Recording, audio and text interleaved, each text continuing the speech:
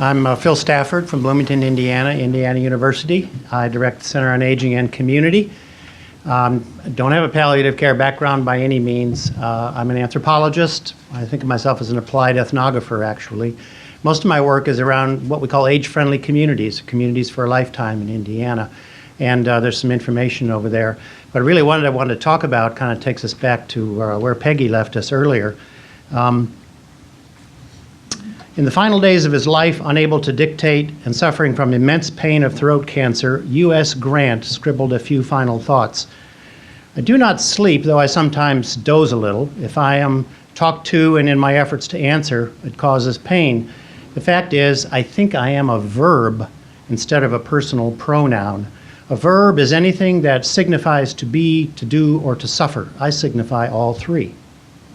I find the quote evocative for its relevance to an understanding of the concept of home in the life world of elders. In short, if home is in any way an object, its meaning only derives from use. Hence, as outsiders, we must pay constant attention to movement in the life world of elders, which is a challenge to our stereotypical view of old age as a period of stasis and rest. Consider this beautiful passage from Wendell Berry's Memory of Old Jack's description of the old farmer Jack Beecham. He had known no other place. From babyhood, he had moved in the openings and foldings of the old farm as familiarly as he moved inside his clothes. Now, when he walked in his fields and pastures and woodlands, he was tramping into his mind the shapes of the land, his thought becoming indistinguishable from it, so that when he came to die, his intelligence would subside into it like his own spirit. When I was the director of senior health services at Indiana Hospital, we often asked seniors, what do you want the healthcare system to do for you?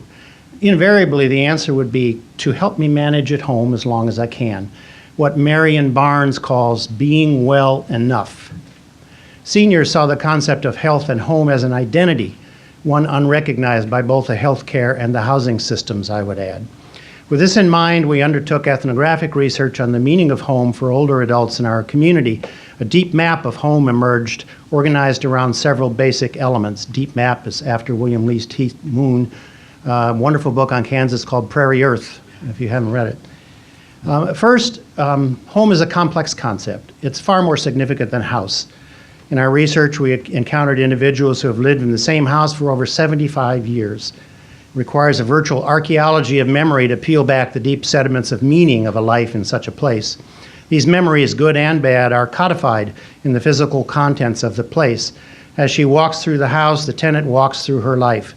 Photos, furniture stains, knickknacks, postcards, window vistas, even dents in the woodwork signify and embody important events and individuals in her life. How could she be expected to easily leave behind the door jamb marked by a pencil with the advancing height of her children and grandchildren? Home is a physical support. Over time, home and body coalesce, a hand and glove. We can walk through our home with our eyes closed because we maintain its physical representation within our body. This is very comforting.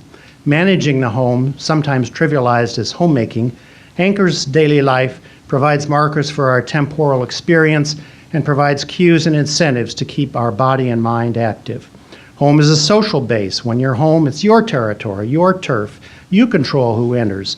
When you are home, you are at the node of a social network of friends, neighbors, and family, where well-being is not an individual state, but is generated through relationships.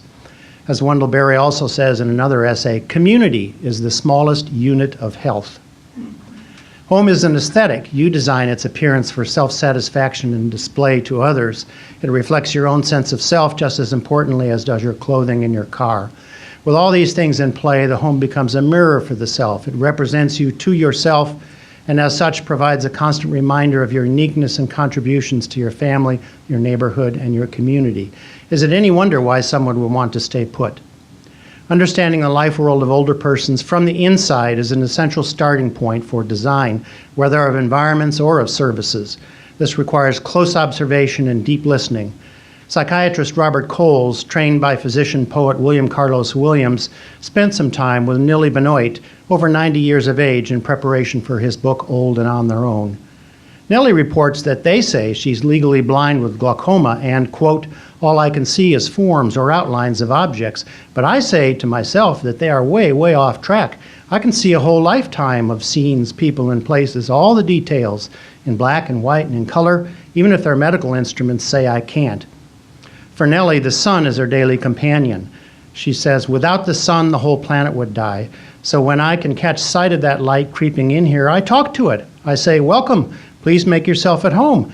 I say, I know you've got other folks to visit. I don't want to get possessive, try to hoard your treasure, not to share it with others, but it's nice to have you here, and I'd like you to know that. Now, after a while, I can feel the sun getting ready to leave. Things will cool down. Things get darker. I'll start gabbing again. I'll talk to that fading light. It gets dimmer, saying goodbye, and I feel my heart sinking. But I try to be cheerful and express my gratitude.